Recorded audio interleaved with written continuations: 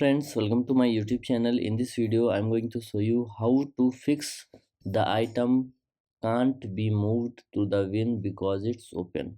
Okay, so how to fix it when you want to or when you try to uninstall any app in your Mac, you will see, if you see this message or this pop-up, so what you have to do, first you have to just click on okay.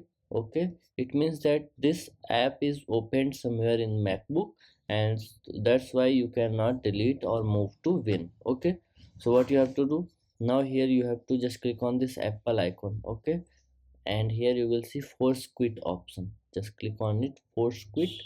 And now you have to find that app, okay, like this.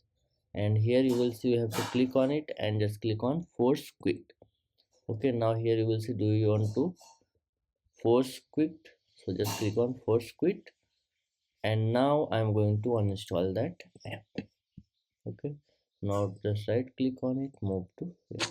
So like this you can solve this problem. So if you like this video, please like my video and also subscribe my channel for more videos like this. Thanks for watching.